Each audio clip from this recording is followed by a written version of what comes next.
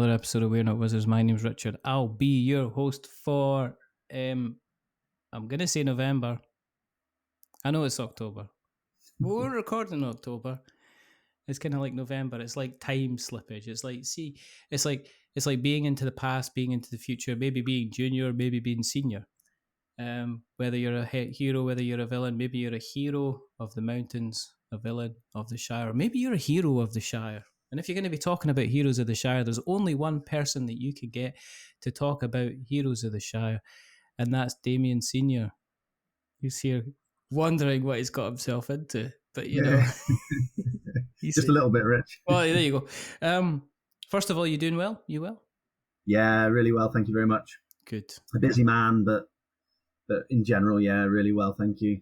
Well, first of all, if you're listening for whether the first time, the 15th time, the 50th, 100th time, or the 500th time, because we've done about 500 of these now, if you like what you've listened to, then please, if you're on your podcast catcher of choice, press like, press subscribe, send us a rating, send us a review. We're going to say that now instead at the end, because if we say at the end, you're all blissfully happy and asleep. We don't want to do that. So we want to get you now. We want to take action. Press that button. And also tell other people about it, because that's also wonderful as well.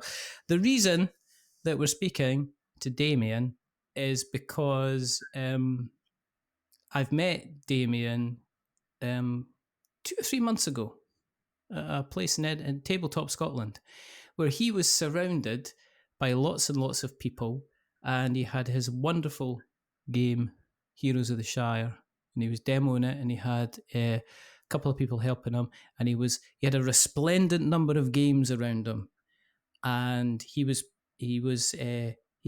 like he had a very, very busy kind of weekend.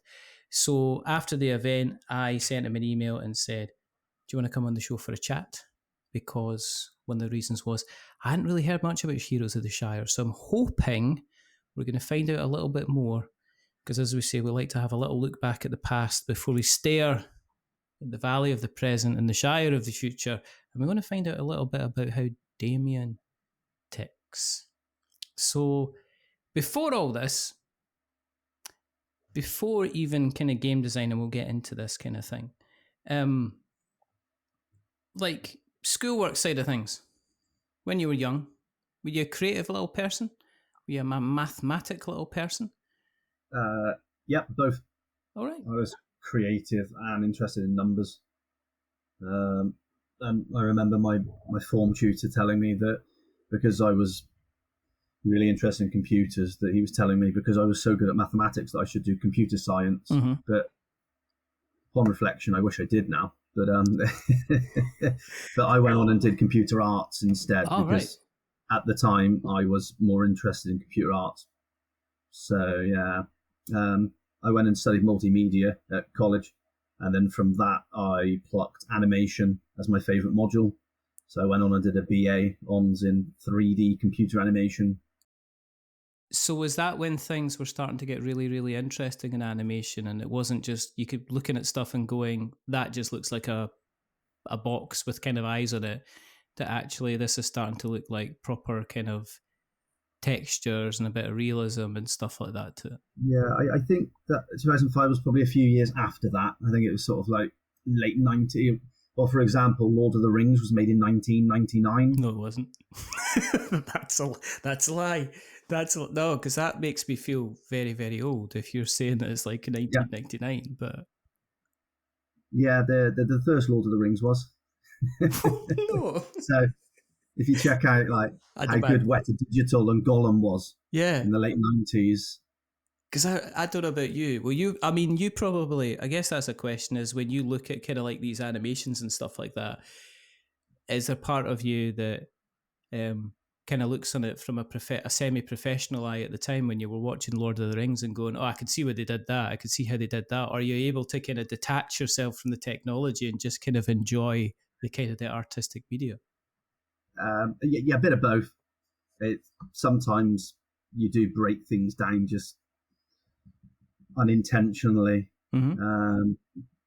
It's funny you mentioned that, because my other half, she teaches music, and she does the same all the time. Mm-hmm. And anytime I'm playing any music, she can't fully enjoy it. We can't listen to any music late at night before we go to bed because her brain starts ticking and she can't shut down to go to sleep because she's just breaking it all down. And I mentioned to her a few years ago, it's the same for me when I watch sort of animation movies with the kids.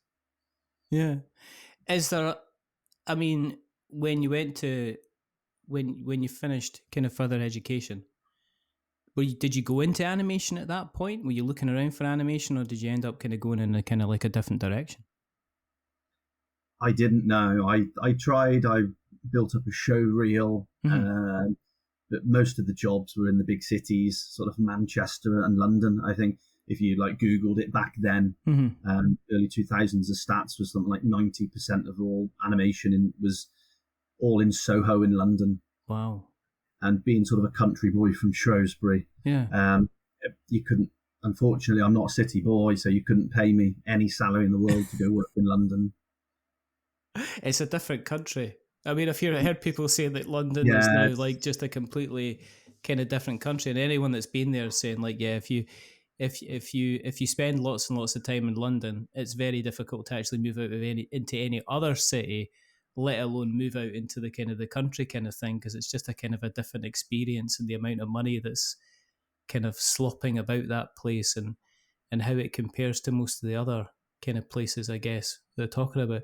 So was that it? Was that, did you, I mean, with something like animation, I'm guessing, and when you're using kind of 3D technology and stuff like that, I take it if you move away from the kind of the course and you move away from the college or university, then are you moving away from the ability for you to be able to continue to do kind of animation?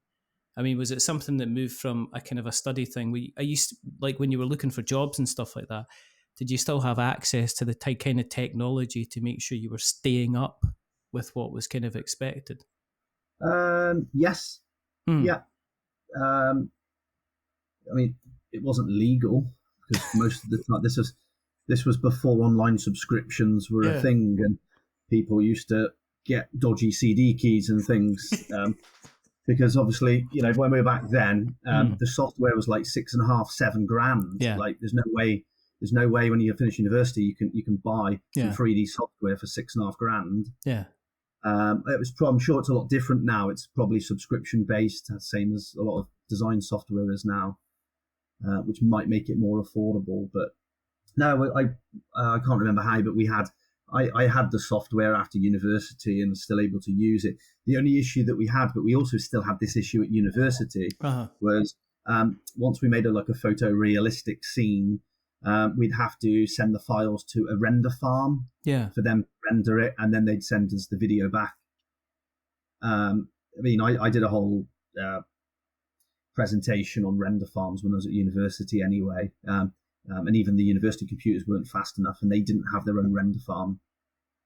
So, okay, because I'm kind of standing on the ignorant side of the fence here. So you put together the animation, and then there's a process that it has to go through. You're saying it's kind of rendered, where I take it they transfer it onto some kind of smaller file that everybody can see. Is that kind of how it kind of works, basically? Yeah. So it's a much bigger file. So, for example, when I created when I finished university, I created a photorealistic kitchen. Yeah. And it was my parents' kitchen at the time. I 3D modeled it, put all the textures and everything in. And I put a camera going through it. Yeah. But it took me 26 hours to render one frame. Now, as you know, there's 24 frames per second. So it'd be 26 hours times 24, and that'd get me 1 second of video. Wow. And that's just due to the fact that your computational power is not strong enough. So when you send it to a render farm, it's like an Amazon with their servers, it's just, maybe like 1,000 computers all attached to one another as one giant supercomputer.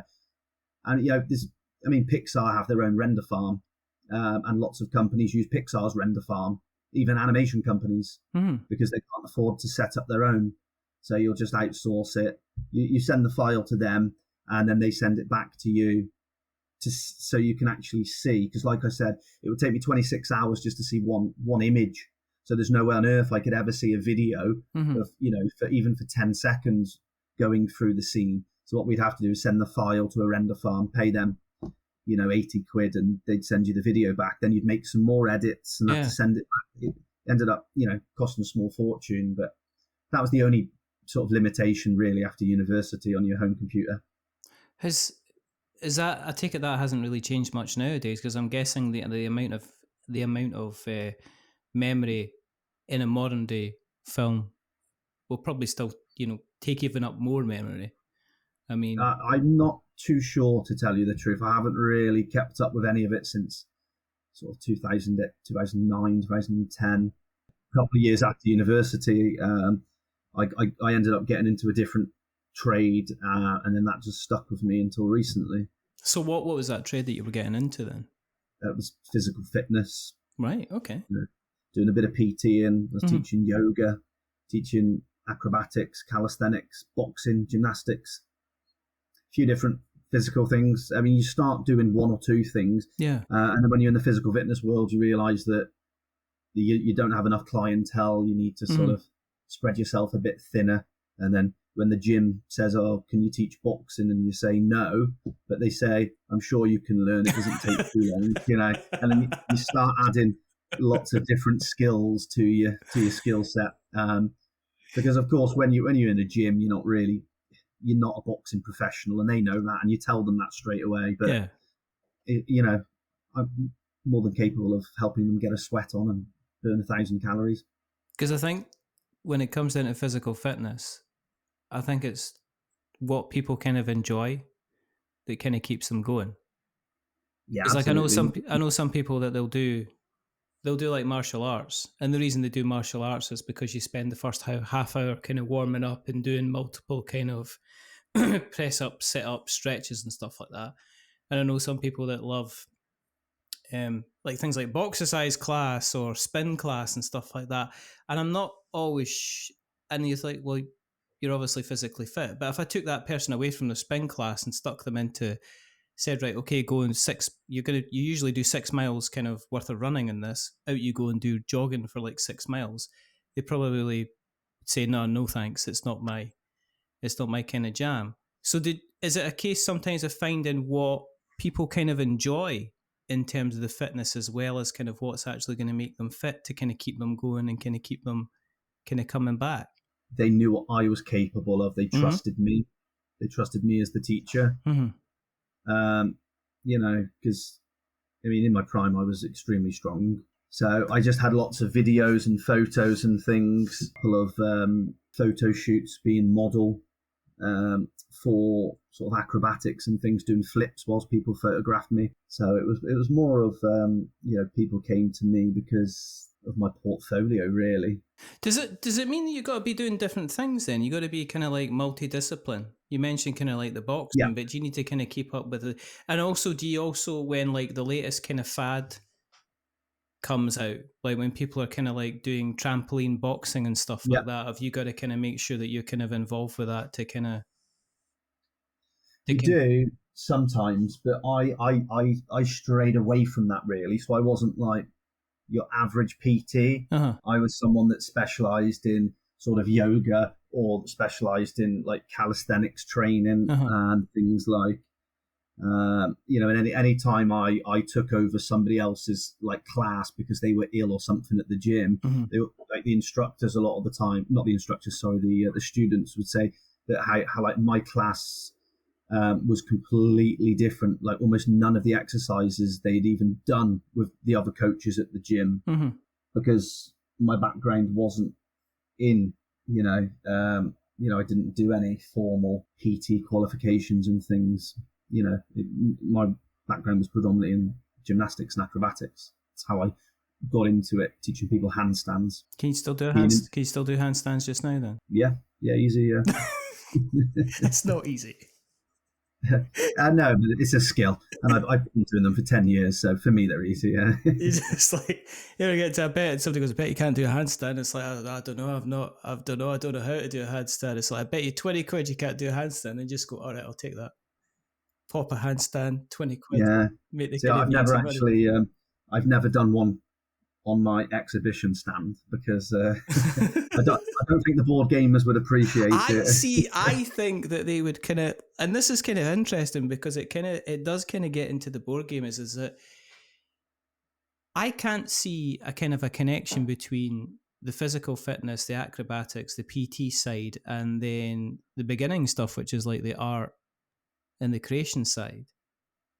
And I can imagine you're kind of the opposite of most people, that you spend all day kind of doing physical exercise, and then at night time you probably want to chill out and exercise the brain. Whereas I know there's a lot of vast majority of people nowadays are inside, sitting on a desk, kind of using their brain all day. And then that's when they go, I mean, I take the dog out for 2-3 mile walk and stuff like that, just to kind of get myself exercised and stretch out and stuff like that. So when it came to the board game side of things, or when it came to kind of scratching that creative itch, is that when did you start kind of getting involved in the board game side of things? Was that always something that's always been in the kind of the background in terms of modern board games, or how did you get to having a box of game in front of you, I guess is the question I'm asking. Yeah. Well, I got Lockdown to thank for that, really. Obviously, going back to when I mentioned at university, I studied animation, and about 80% of everybody on my course was doing video games. So, it was video game industry really is what I aspired to do when I left university, but I never got the opportunity to. So sort of playing games over the years, wanting to, making little small indie games, and then going into the fitness industry, just because once you start growing up a little bit, you're in your mid-20s, you finish university now, you move out your parents' home, you do need money. So I got into the fitness industry as sort of an accident, so to speak. Really, it wasn't something intentional. It just happened, and then at the time it was paying well, and then I stayed into it, and then it spiraled from there. But come sort of 2021, when we had lockdown, and I lost my job, in gymnastics, for example, if I'm spotting the child in a backflip or a back handspring, I have to physically hold them. I have to physically touch them. Yeah. And in acrobatics, I specialize in partner acrobatics, like the Dirty Dancing lift, for example. Oh, right. There's no way that I could, do that with a 2-meter rule. And then thankfully I did set up another business, because the 2-meter rule went to 1 meter. And in this country, it was for 6 to 8 months, that 1 meter rule still. Yeah. Which again would have been no good, because I can't spot children. I can't spot any adults.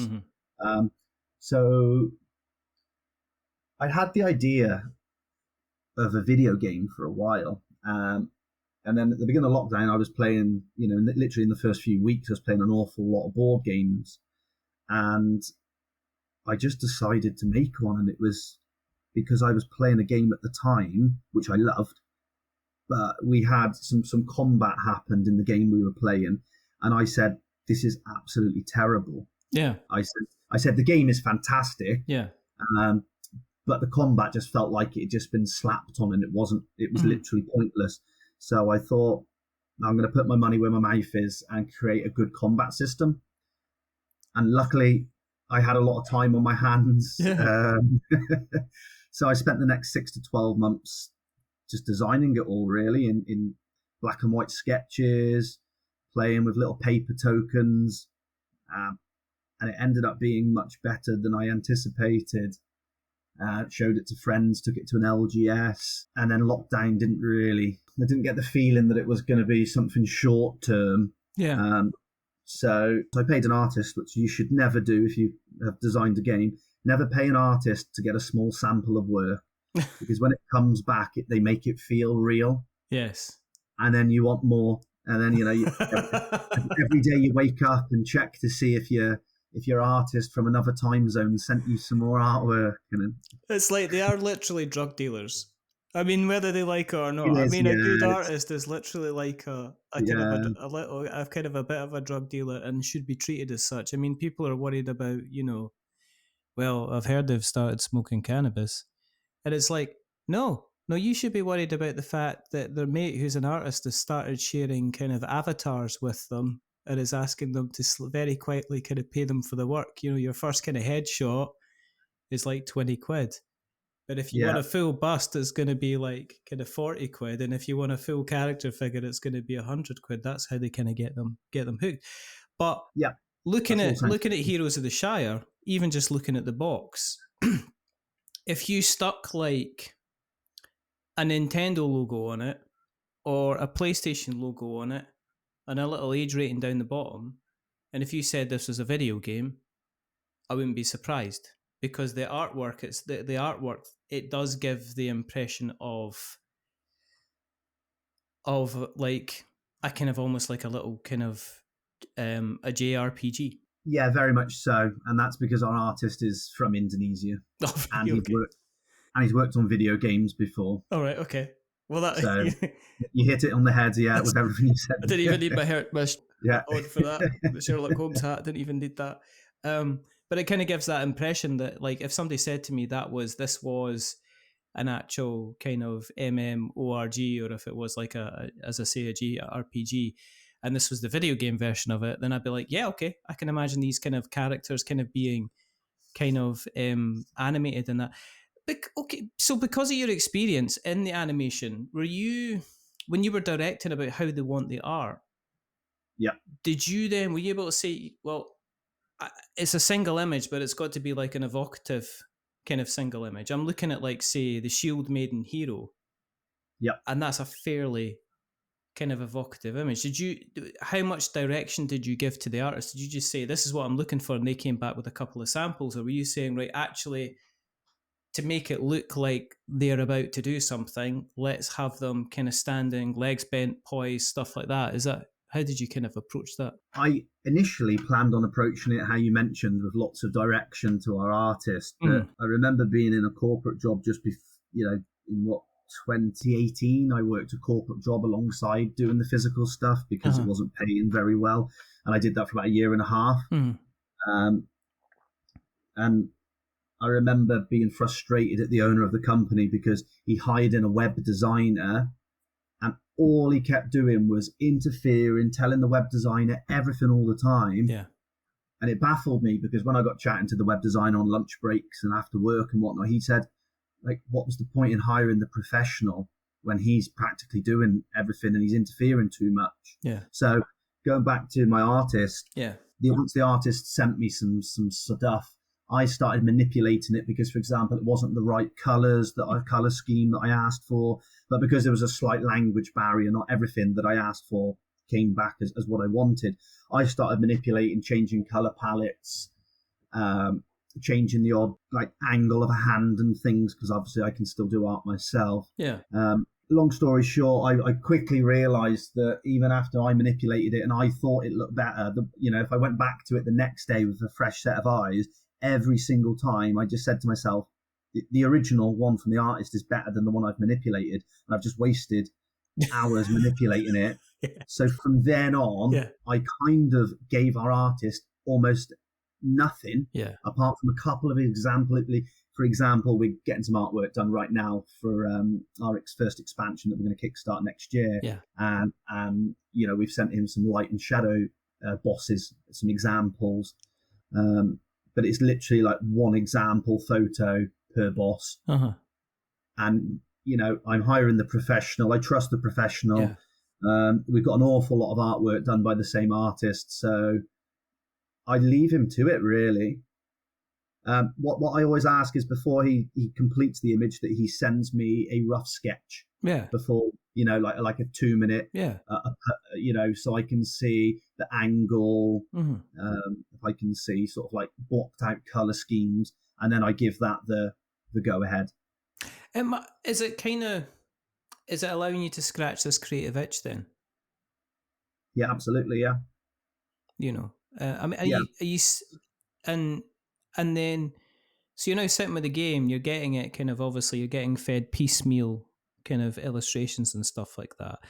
And the game is coming along nicely to the point where it must be sitting there. You must have all your mechanics. You must have it kind of fairly kind of down pat. And then it's the case of, well, what do I do next? So, I mean, did you approach publishers with it? Because looking at this, I mean, looking at the box, and I'm not sure where you were with kind of like box art and general presentation. One of the things I noticed at Tabletop Scotland was the presentation was just, it's amazing.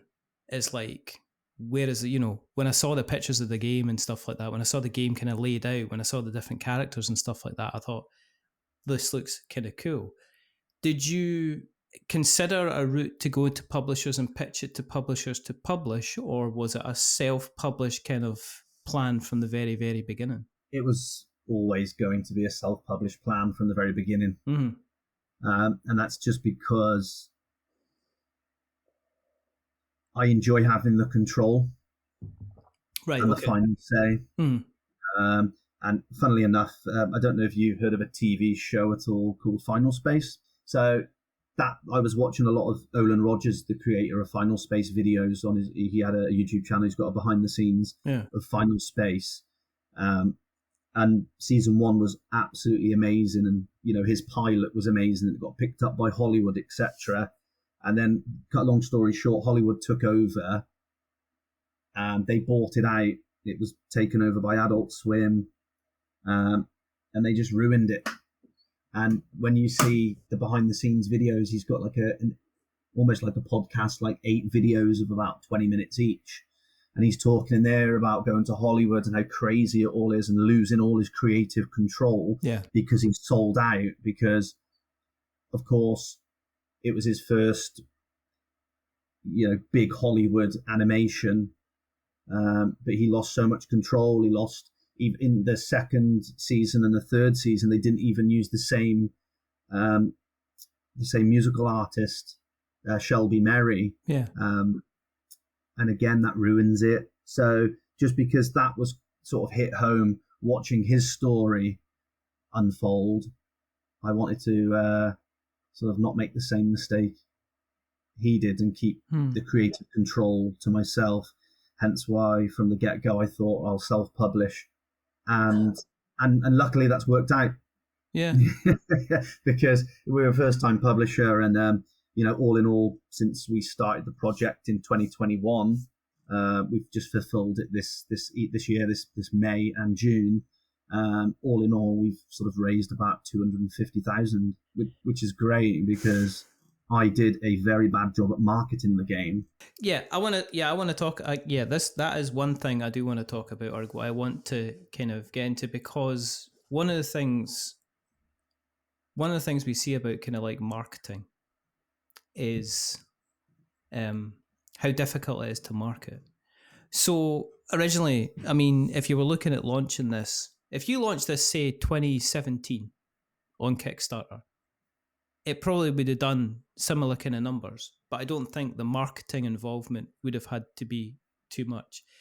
Kickstarter to me now seems to be, unless you're going in with a really, really active kind of marketing plan, it can be very, very difficult to kind of get bums on seats.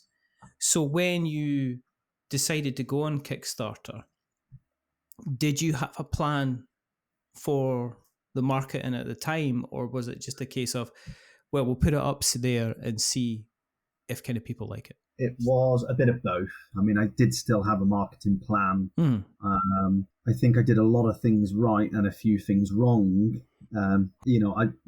I spent about £28,000 of my own savings to get this game going, and that was not even a quarter of the money realistically you need. You know, I one of my friends that I've met through doing shows now, he's another publisher, and he has another business, and he took £200,000 out of that business to set up his new board game business, and that realistically is the perfect number. If money was no objection, and I was to set up a business with an interest-free loan from the bank, and I could pay it back whenever I want, I'd say 200,000 to get going is about right. Because now we're in like a good situation where, you know, distribution over in the States is asking us for sort of 1,500 games. Yeah. And we're like, well, hold on, we've only got 200 left from our Kickstarter, you know, because we could, you know, at Kickstarter we raised 88,000, and once we did the shipping and fees and add-ons, etc., we raised about 170. Wow. There, but that 170,000, that still only allowed us to buy 2,500 games. That's it. And and of those we've fulfilled and sold the vast majority. We've got about 200 left. So I don't actually have enough at the moment to send to distribution in the United States. And then, so of course we could manufacture more in China and get them shipped over. Yeah. But unfortunately, our game is, if you have the full lot, which almost everybody buys the collector's edition because value for money, it's a much better proposition than the other two. We can get onto that a little bit later, but the collector, it's nearly a 6 kilo box. So there's an awful lot in it. So manufacturing's still not cheap. So, for me to print another 2,500, I'm talking with shipping about 55, 60,000 pounds to get to the States. Yeah. I mean, it's just not, that's why there's one of the biggest things about Kickstarter or any kind of crowdfunding that I see is you get these gems of games and then they get produced, they have one run and you never ever see them again unless they decide to do an expansion. And if they do a reprint, then maybe. But a lot of the time, a lot of these Kickstarters are kind of one and done. And it's like, oh, well, what about all the money you made off the Kickstarter? It's like, well, yeah, we kind of used it to... we kind of used it to get the game to people, especially in the kind of the freight and the cost of shipping kind of environment. I mean, I've been hearing horror stories and continue to hear horror stories about, every single time something in the world kind of happens, it seems the guys that run the shipping cask prices go, yeah, we're just going to stick that up by an extra couple of grand. And that seems to be an ongoing basis now, that shipping prices don't seem to have settled. It's like the price of oil. As soon as they see a reason to kind of stick it up by a couple of quid, then they kind of do that. So if you've got 200 copies left, then you're mentioning now that you're kind of going for a reprint, and that's going to be kind of like running kind of next year. But then is that you kind of tied into continually having to do crowdfunding in order to kind of keep the games kind of flowing kind of out there? For time being, yeah. Whilst we're still small and still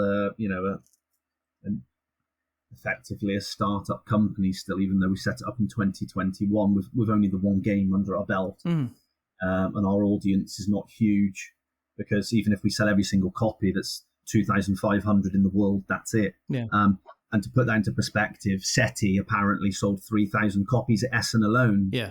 Which is, of course, it's one of the sort of contentions for Game of the Year.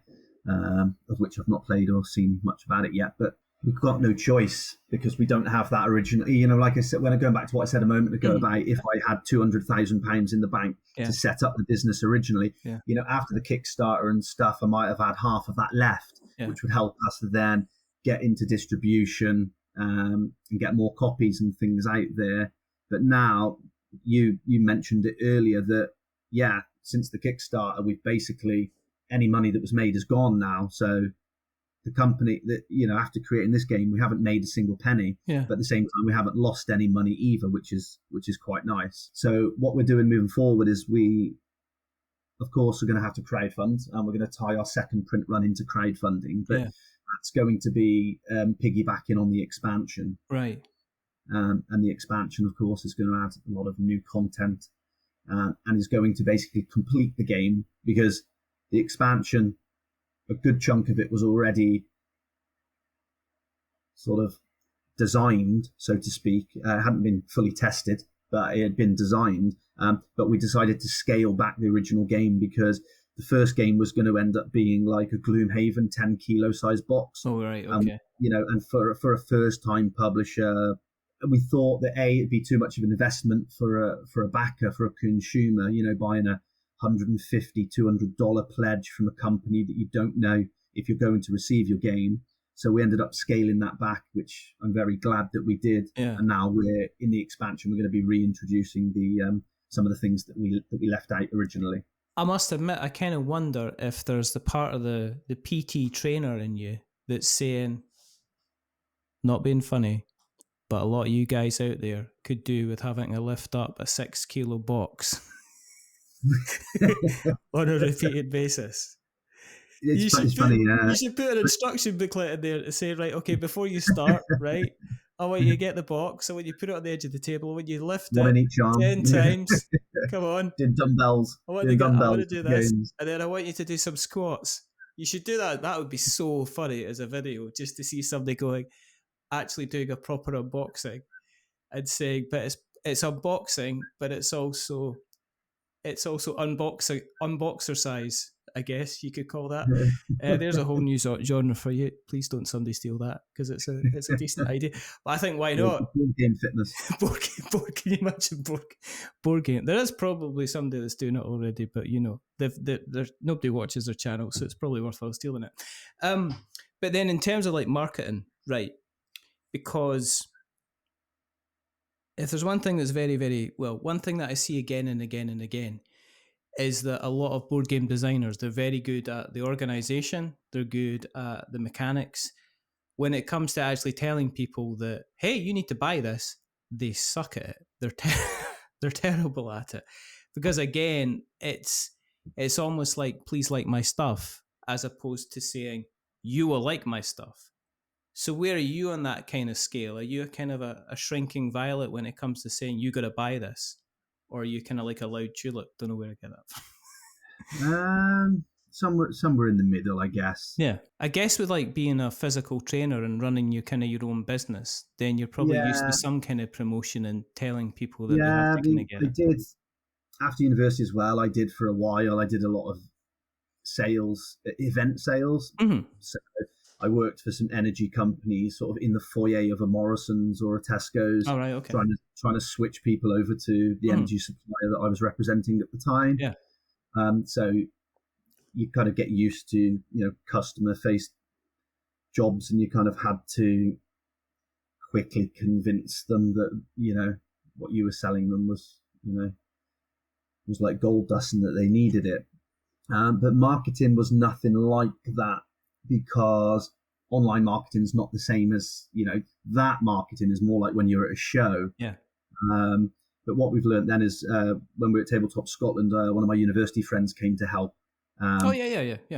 Yeah, a guy on my stand, and his name's Christian, and he said, like, I don't know how you're so relaxed. He says you're just waiting for people to come up to you and ask about the game, and you're not even, you're not chasing people down the aisles and telling them to come and have a demonstration. But the difference I find with the board gaming space is, because we are a turn-based combat adventure game, we're not a Euro. Yeah.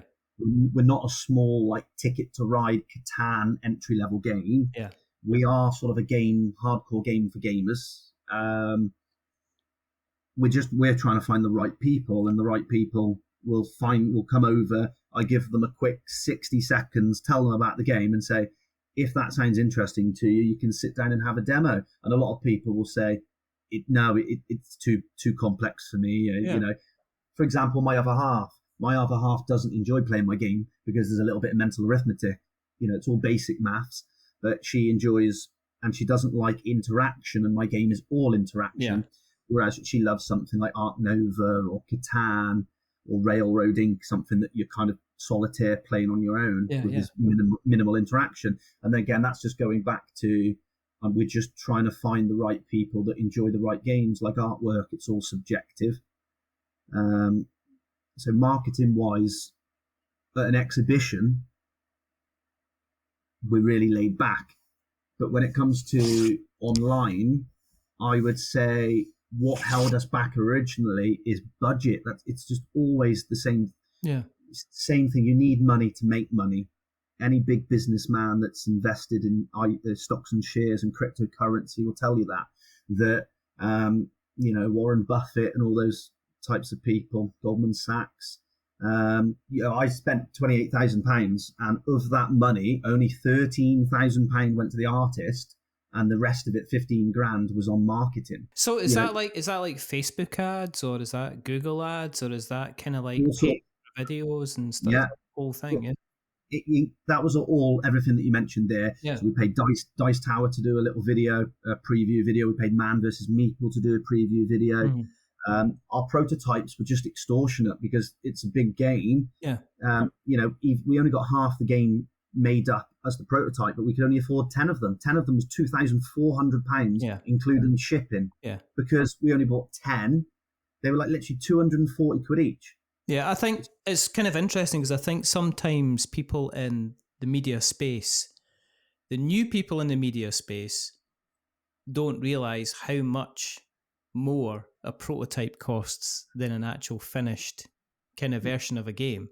And I must admit, if there's something that pisses me off, is if I see people selling Kickstarter preview copies in any way, shape, or form. You know, anyone that does that, they're kind of scum. I mean, it's like, you know, I mean, it's like you're basically taking a lot of somebody else's money, effort, and stuff like that. And the justification could be, well, I need to get paid for my time. If you want to get paid for your time and you're short for money, McDonald's are hiring. Get yourself, you know, I mean, it's, you know, go and get yourself a quick job if you're really, really struggling for cash. But I think selling kind of preview copies of games is a big kind of no-no for me. And that was my rant of the day. But no, in all seriousness, so I think once you're established or once you know how and you've been involved in the kind of the media space for a while, I think you're aware that if somebody sends you a prototype version of the copy of the game and their game is on Kickstarter and it's 20 quid, then that prototype's probably cost them 40 or 50 quid to even kind of Easy, yeah. even to get it to you, to get it kind of printed. And it's only when you actually get into the kind of the economies of kind of scale. So because we only got 20 of them printed. Yeah. Sorry, no, 10 of them printed. Wow. Like we sent one to Man versus Meeple, Yeah. and they were meant to send it on, and they lost it.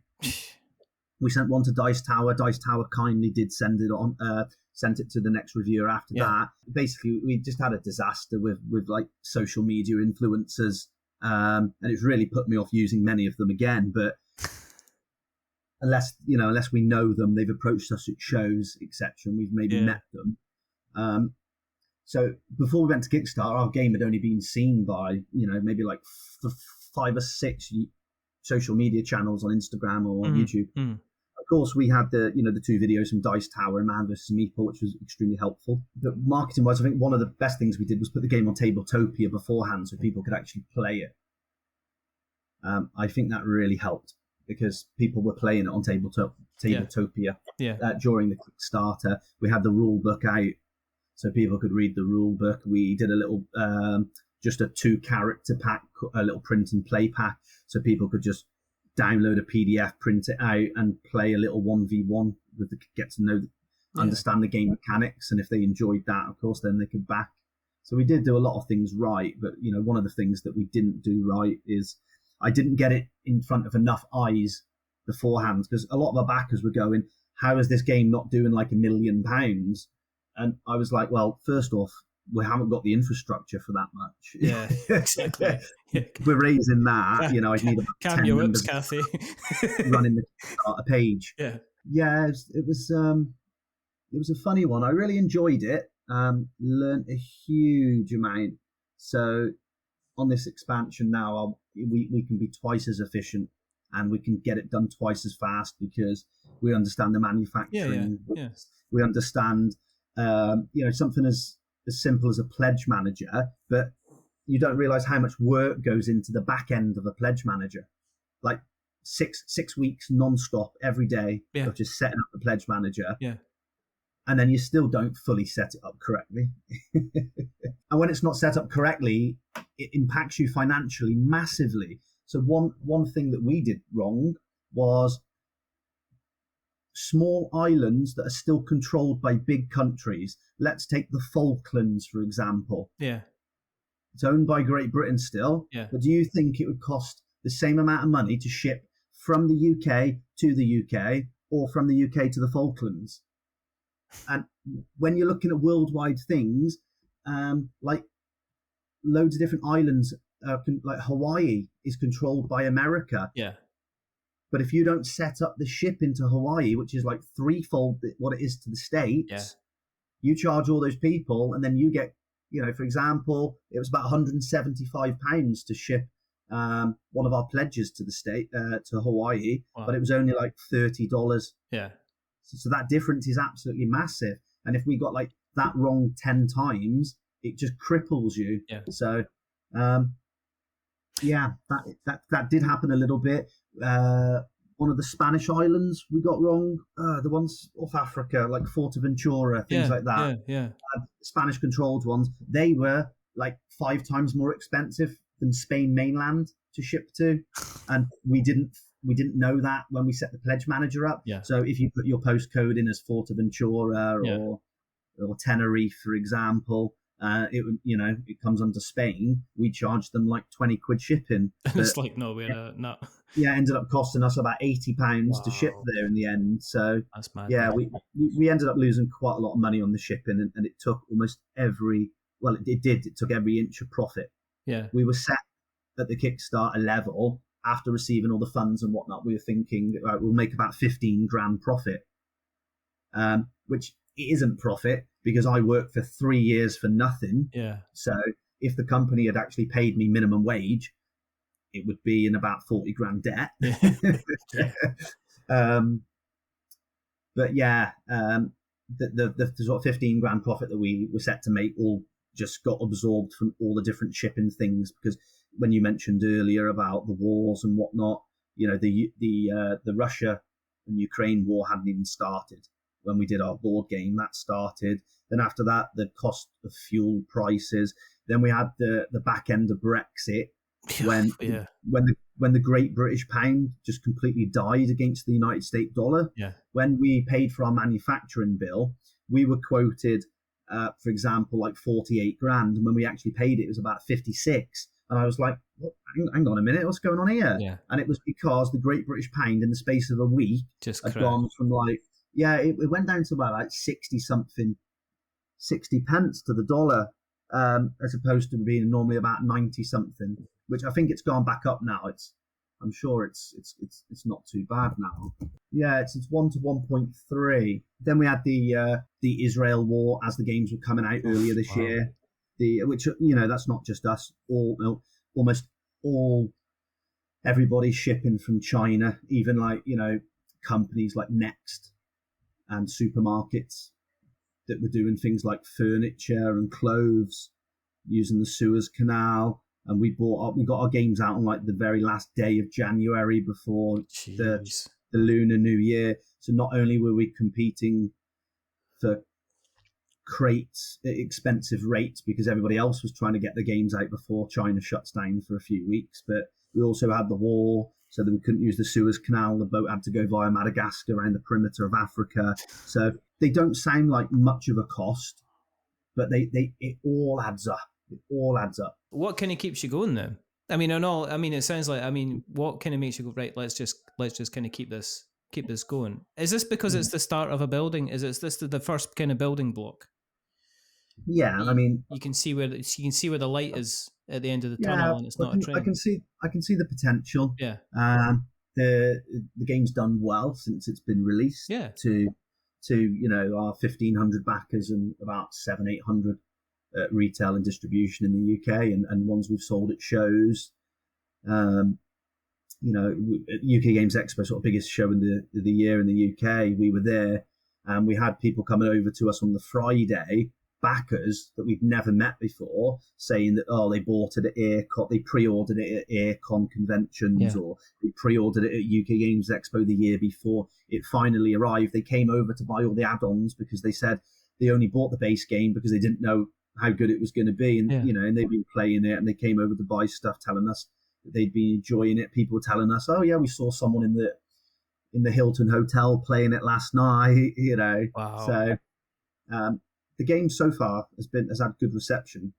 We've got, I'm not huge on like Board Game Geek, but we do have an 8.3 rating at the moment, which is fairly decent. That's pretty good. That's kind of pretty good. The pool's not massive. We've only got like 66 ratings at the moment, so I keep asking everybody at shows to give us a rating once they've bought the game. That's really difficult. We sold nearly 2,500, but yeah, trying to get people to give you a rating is difficult. But yeah, that's what keeps us going. Really, it's the proof in the pudding. It's the customer feedback, and the first game effectively was laying the foundations, as Sony say that they make a very small loss at selling a PlayStation to a consumer, but they make all their money on subscriptions and games and Blu-rays, etc. Yeah. Right now, we've just put this PlayStation into everybody's homes. Now we've got to build on that, because when we went to Kickstarter, we didn't have a single person on a mailing list.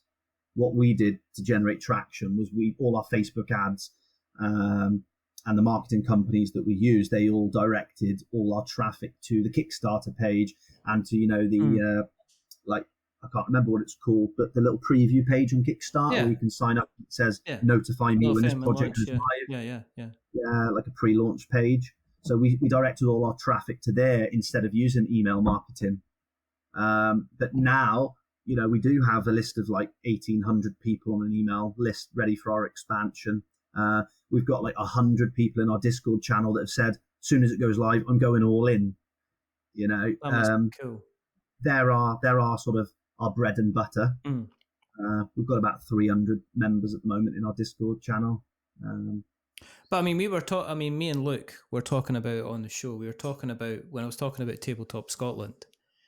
Yep. And you were mentioned because we were having a chat about influencers and people like that, and it's a continual thing that seems to be our continual discussion seems to be about the kind of the death of actual kind of any kind of criticism in the board game space, and these kind of people who like go like this and put up a smiley picture of themselves with a box and are expecting kind of things. Because I remember the conversation, and it was obvious. I didn't know if it was the case that when we first had a chat, that if you had like 15 other people coming up for you sharking for kind of like copies of the game. We had a few that day. Yeah, that's what I was thinking, because it was kind of like, because I think you said, okay, what's your reach? And I was like, oh wait. And I was like, but then I look at it and you do see there's so many kind of channels out there that just seem to do kind of like temporary content. And what I mean by that is it's an Instagram post, or it's a TikTok post, or it's like a reel or something like that. There's nothing that you can look back on in in 2 years and still be able to find. And I think one of the things that is like, say, Jamie Stegmaier always insists that if you're doing anything kind of review-wise, the stuff's permanent. That he doesn't care what you do. Jamie Stegmaier says, I don't even bother usually reading reviews. However, I want it to be permanent. I want you to be able to send me a link, and I want it to be discoverable. I don't want it to be an Instagram post that kind of disappears in kind of 5 minutes. So if you, with your experience with kind of like what you'd say influencers, are you more, it sounds like you're more guarded about kind of like just sending stuff for coverage. I mean, it's a big box, it's a big game. I mean, do you have set rules that you say, right, I need somebody who's going to do X, Y, Z, who's actually going to give a damn about my game? Because I think that's what a lot of publishers want. It's like, do what you want, but show that you show you that you actually care about my kind of product. Whether you hate it, don't like it, want to set fire to it, or absolutely think it's the best thing ever. I mean, what's your kind of criteria now? We prefer people that have interacted with our game before, people that have an interest, because, of course, and I don't blame influencers. They've got to, they're trying to get free product for a little small service that they're offering, and that's all. I understand it. It's all well and good. Mm-hmm. But from a publisher's point of view, and we are a tiny publisher in a pool of giant publishers, we get, I could literally load up my Instagram messages and I could probably spill 100 of them. So we can't give a game to everybody because I wouldn't have any stock left to sell to people. I don't like to give my games to the big social media influencers, so to speak, the ones that we have to approach. Yeah. Because obviously they're too big and they're too busy with other games of the year, etc. So, one of the, our favorite people that we used and we use them quite a lot, is a couple called Better Half Reviews. Mm. When our game first went live on Tabletopia, they were the first people to play it with us. Yeah. They joined our Discord, they were chatting, they were sharing things. At the time, they had like 800, 1,000 followers, but because they were so kind and, you know, that human connection, like they're already the only person that's on my list of people to send a prototype to of our expansion when we get our prototypes done in Q1 next year. Because it's just a little bit of that. So, you know, you scratch my back, I'll scratch yours.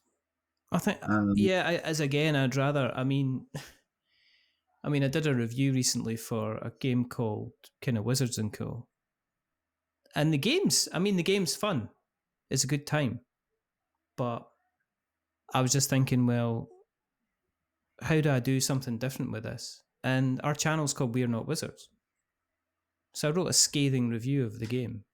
Not actually scathing review, but actually just how dare they send me a game called Wizards and Co. to a channel called We're Not Wizards. Because, you know, and that's the whole point of it, is like actually just ripping apart the game, but not actually ripping apart the game. Like saying like the components are excellent, you can throw them outside because they fly like a frisbee kind of thing. I mean, this looks like really, really flammable. It'd be excellent to kind of set fire to. It's kind of like just getting some kind of different way to kind of do stuff, because I think I think the space is really, really struggling for people who don't love everything. And what I mean by that is, like, you could put a lot of board game content creators in front of like all 9 episodes of Star Wars, and they would tell you it was the best films ever, ever, ever. And they've never ever seen movies that are ever better than. There's no flaws to them whatsoever.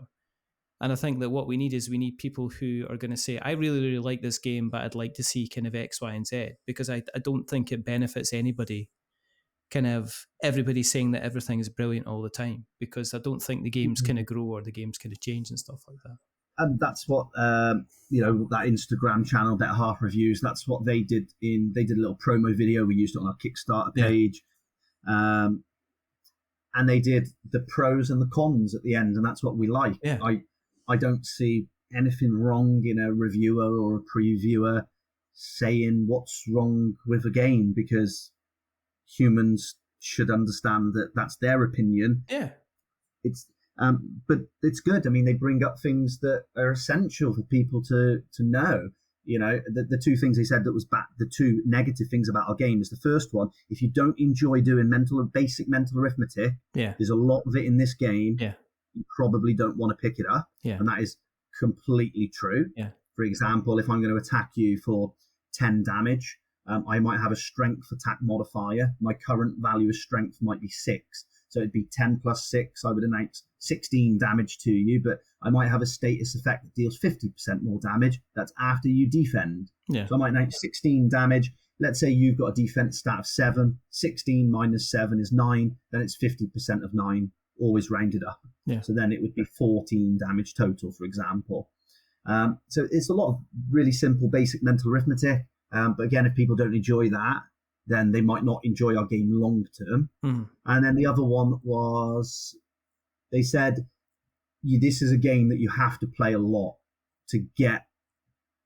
The game's just so big. There's like 800 spells. You can literally play our game for a whole year and still not know it all, because each character has their base 10 spells, and then they have another 15 spells in a tree.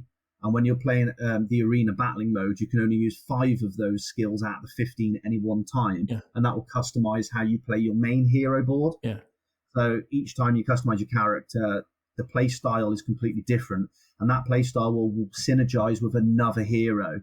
So, for example, if we've got the Scholar with the Dragon Knight, if the Scholar goes down the Pyromancer skill tree, they synergize with the Dragon Knight. Yeah. But if the Scholar goes down the Light or the Water paths, then they synergize with like the Shaman or the Cleric and the Paladin. Yeah. So each time you play it, how you customize, the game is completely different. We've got 12 bosses all lasting about an hour to hour and a half each, 64 little small monsters. The whole campaign for each hero is around about 20 hours. And we've got 20 heroes plus the one Kickstarter. So is it? So if I right, okay. So if I was, you said you had like a 60-second pitch, because I'm very, very conscious that we've been speaking for a little while, and as per usual, I end up speaking about yourself, but not actually speaking about the game. So if people are listening along and they're going, "This all sounds really good, but what's the game about? What's your 60-second? What's your 60-second pitch, Damien? How? What if somebody wants to?" It's so difficult with such a big. I'm still learning myself because it's a big game. How can I wrap it up in six? We've got two game modes. Two game modes are like their own games. So each box contains two game modes. We've got the arena mode, which is a player versus player. The easiest way to think of that is a battler. Think of Dice Throne. Something like Dice Throne, you'd battle one another. It's a 1 to 6 player game. Of course, you can't one player in the battling mode.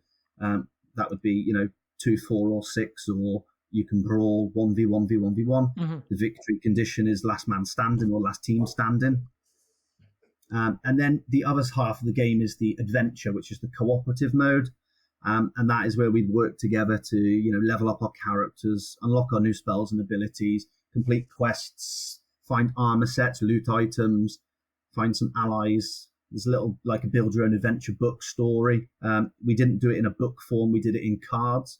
So we've got what we call action cards, but it effectively is just a little build your own adventure book, but in card form. Our unique selling point, I would say, our USP is the combat system. And then going back to maybe about an hour ago when we first started chatting, when I said I designed this game because I was playing another game where their combat system was terrible, but the game's fantastic. We set out to make a good combat system. But funnily enough, when I was at Tabletop Scotland, where we met them, that morning somebody had bought our game the day before, and they played it in the hall that evening, and then they came back to our stand to give us some feedback, which is awesome, because you don't get that very often. It's normally keyboard warriors giving you feedback on emails. And they came over and said they absolutely loved the game. They said the one downfall for them was they enjoy playing big campaign games, some of the like the Awakened Realm stuff. And they said if they could put the story and the lore from Tainted Grail, but with our combat system, that would be their perfect game.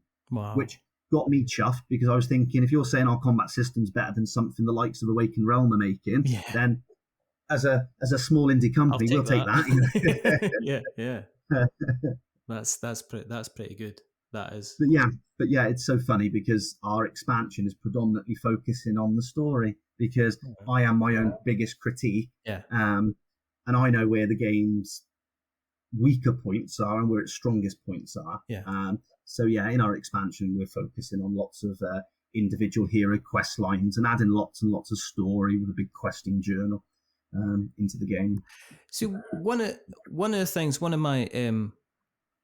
of the games that took me by surprise last year was Kinfire Chronicles. And I don't know if you've seen. I know the box, but I don't know anything about the game. It's kind of like slightly lighter kind of Gloomhaven, but it impressed me more than kind of like Gloomhaven or Frosthaven, because it was an ability to quite easily get it to the kind of like the table. But one of the things that they've done, or Kevin Wilson's done, since releasing Kinfire Chronicles, is they've released kind of smaller boxed games.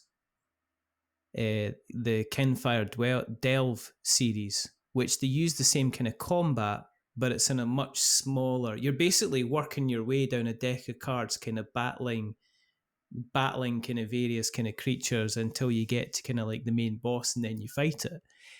And that was like, because you built up this universe, I was wondering if you're obviously talking about the expansion, but are you thinking about kind of little smaller kind of side projects and stuff like that aren't going to need the full Heroes of the Shire, but somebody can maybe play to kind of stay within the universe, enjoy the combat system, and won't be kind of like as expensive? Not yet.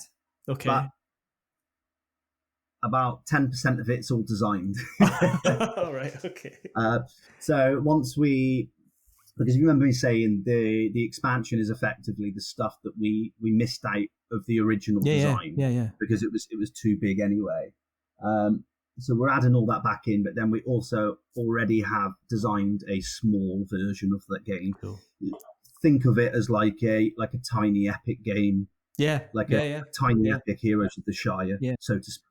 Yeah. And it's so funny because as we were designing that, Gloomhaven announced, and I buttons, I have it, buttons and bugs.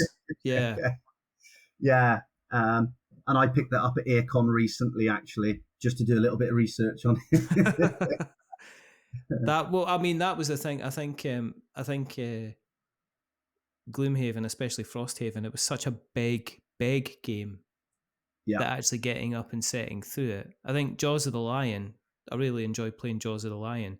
As I say, Kinfire Chronicles, really, really enjoyed kind of playing that, the way it kind of introduced concepts and stuff like that as you played. Frosthaven, I kind of I ended up kind of passing that on just because it was too big, and it was kind of like sitting down to the most exquisite meal on Monday, but then realizing you're sitting down to the same exquisite meal on Tuesday, and by the time you get to the following Monday, you've had 8 exquisite meals or 7 exquisite meals, and you're basically, you've got the meat sweats on, Damian. You know what I mean? You're constipated, you're feeling uncomfortable, and your trousers no longer fit you. And sometimes you kind of need something kind of like smaller and bite size that you can kind of take a chunk out of, which is that makes sense. I mean, we have a lot in our game, but it is nothing like Gloomhaven. It's nothing like Frosthaven. We're not that big. It's not that intimidating. You do 4 things on your turn, which is why I can teach my game in less than 5 minutes to anyone at an expo and leave them there, and they know how to play it in less than 5 minutes. Of course, they keep putting their hand up. They have lots of questions about how does this interact with that, and that is the meat and bones of the game. Because, I mean, one question I got asked when I did an interview was, with your background in like video games and stuff, it was like, why isn't this a video game instead of a board game? I know the answer to that, but I'll let you answer. Money. Money. For example, I've been watching Ashes of Creation. That's a big MMO that they did a Kickstarter in 2017 or 2016. It's been 8 years in development, and they've only just gone into Alpha 1 now. And it is nowhere near ready. Like I've been watching YouTube videos earlier today in the background whilst I've been working away, and the game's still got about another 4 years of development. So it's going to be about 12 years and millions upon millions of pounds to create that. Even for us, I got a quote of someone at Aircon in Harrogate a couple of years ago. It wasn't an official quote, but he said, for my board game, you'd be looking at minimum of about 300 grand to turn it into a digital adaptation. Minimum. If you want like a player versus, if you want where you can like search for a game and it'll pair you up with another player. Like BGA and stuff like that. Yeah, that's right. Yeah, a matchmaking system. That's what I was looking for. So going back to our game, then you only do 4 things on your turn. The first thing you do is when you cast a spell, if it grants you a buff, let's say it will give you +2 defense for 3 turns. In a video game, that might say 30 seconds, but in our board game, we use turns. And then you place the buff in the right category. We've got these little boxes next to all your stats. And the one column is for 3 turns, and the next one is 2 turns, and then 1 turn, and then it will fall off the board. So when you place a buff, if it's 3 turns and it's strength, you find strength, you go to the column, you place it in the 3 turns. At the beginning of your next turn, you have a token upkeep. All your temporary tokens, they just move down a column. So your first upkeep, it's really simple once we explain that to people. And they're like, that makes sense. Everything in the columns, they just move to the left 1 column, that's it. Then the next upkeep is a dice upkeep. Once you cast a spell, it will tell you in the bottom right corner the cooldown value. So if you cast a really big spell, a really good one, it'll have a cooldown value of 6. So you place a d6 over the spell with a value of 6, and you've got to wait 6 more dice upkeeps, which is effectively 6 turns, to cast that spell again. So at the beginning of your turn, you move your tokens, then your dice go down by a value of 1. So those 2 upkeeps you can do in about 10 seconds because there's not much to do. Then The third one is your character thematically has a special ability, and some of them are just one-time uses. So, for example, the Huntress, she does it on her first turn only. That's it. Every other turn, she skips that phase. Which, at the beginning of her turn, it says she can pick one of her pets. She looks at her 5 pet card. She picks one. She summons it, and then the other 4 are discarded for that battle. You can get them out another time. And then the last thing you do is you go into a main phase, which you can just pick one of the spells on your board or one of the new ones that you've unlocked, and you cast it by simply reading it out. And it is about, might be about 20 letters, because most of the time it might say 5 damage plus burn. Yeah. Yeah. So yeah, a lot of people said the same thing when they reviewed our game. There's like 13 A3 size punch boards. There's a lot of stuff in the game. When you read the 36-page rule book and you look at the game in the box, it looks intimidating. But they said once you play the tutorial, you realize it is extremely simple. You only do 4 things on your turn and pass. Why? The game has got a lot of depth, and it's got a 3.8 at the moment on Board Game Geek for weight, which is reasonably high. Yeah. Chess has got the same weight rating, I think, at 3.8. Right. It's because there's so much choice. You've got at all times 10 to 15 spells, and your spells will synergize with your friends, which will synergize with your opponents. So it's just working it all out and playing the game over and over again to get used to the synergies that work well. And your team might not have been very good against your opponent's team because their team basically counters your team, which is why we have so many characters. Because some characters will beat other characters, and that is part of the game's design. I'm looking at you now. You're kind of leaning forward towards the camera. It's obvious that the game still excites you. It's obvious that you're really, really passionate about getting it after everything that you've kind of gone through. But if, in hindsight, if there was kind of like maybe one bit of advice, if anyone's listening to this who is sitting there with like a pad of A4 or a couple of counters, 6 dice, and they're thinking about putting a game together for themselves, is there any advice that you would kind of give them? Absolutely, yeah. Start small. Make a small game. I said that. Make a small game. Learn the business. Learn the manufacturing side of things. Learn the shipping, the softwares. Build up your customer base, your email marketing, and then slowly go into the bigger games. That's what I would do if I was to start again. I would make the tiny epic heroes of the Shire. Yeah. And then I would make the big box game. Has anyone ever said, where's the Hobbits? Yes, it's predominantly though the Americans. That's because they're crap. The Europeans don't really bat an eyelid because apparently the word Shire translates to something else to them, so they don't associate it with Lord of the Rings. Yeah. But yeah, a lot of the Americans on the Dice Tower preview video that they did, if you have a look at their comments, there's a few people saying that the Tolkien estate's going to go after them because they've used the word Shire. But obviously, yeah. I mean, little do they know. Never been in the UK in their lives. Never ever looked. Never looked at anything. Literally, if I look out my bedroom window across the road, I'll see my neighbour's van, and it says Shire Conservatories and Doors. Is it small round doors? Small round green doors. That's what you should do. You should have a small round green door on it, and then little hobbit windows. See how far it goes. Yeah, Shire horses. Shire in the dictionary is a division of land, and most people in the UK know. Yorkshire. Yeah, I mean, I could list 20 different shires. Yeah. But yes, of course, I would love to have had the Tolkien IP. Yeah. But as soon as people play our game, as soon as you actually look at the game for more than 10 seconds, you'll see that we've done everything we could to stay away from Lord of the Rings. Oh, and it's got its own identity, and it's got its own beautiful identity as well, which is and that's what I said to one of the comments on the Dice Tower promo video that they did. I said that once you have a quick look at our game for 60 seconds, you'll realise that it's nothing to do with Lord of the Rings, and that you'll still appreciate it as its own independent game. Yeah, lovely. With its own identity. If people do want to appreciate your game and its identity, where can they find it on the internet webs? Where do you exist on the internet webs, Mr. Senior? Where can we find Senior games? At the moment, right now, I mean, our website is still in development, but it's almost ready to be launched. It'll probably be launched halfway through November, maybe early November, halfway through November. The website will be launched. It's almost good to go now. We're just doing the final few tweaks on the e-commerce, basically.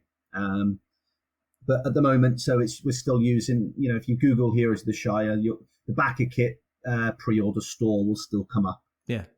And that's the best way to find our product at the moment. Wonderful.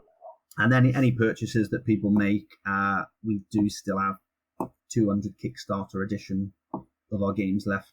And then once they're gone, you're gonna have to wait until next year. Yeah, and then that won't include sort of 30-40 quid's worth of stretch goals, because the second print run, we've already removed that content from the artwork. There you go. Because it was designed to be exclusive to the first print run only, as a thank you gesture to all those that gave us their money sort of a year and a half before we fulfilled the project. Cool. Well, what I'll do is I'll make sure that link goes into the show notes. As I say, if you want to keep an eye on what we're up to, then go to the internet web, search for We're Not Wizards, and you'll find us in all the different places where the shadows are, and where the bright stuff is, and the dull stuff, and occasionally the slimy stuff, and the dry stuff too. And as I say, if you've listened along tonight and you like what you've listened to, then drop us a rating, drop us a review, tell other people, because that's how we spread. But we spread like butter. And there's only a couple of things left to do. The first thing is to remember that we're many things, but we're not wizards. Are we wizards, Damian? I wish I was, but no, I'm most certainly not a wizard.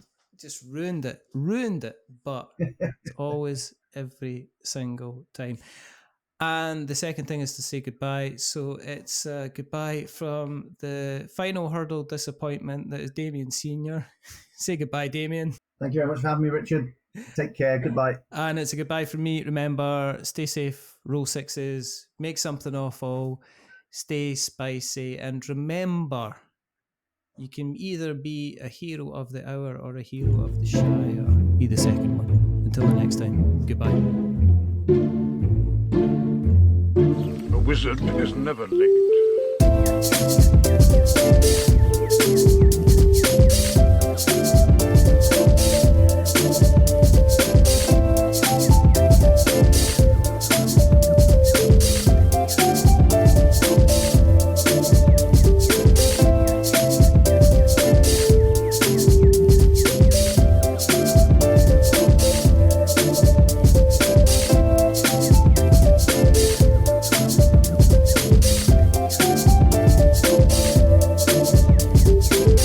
Nor is he early. He arrives precisely when he means to.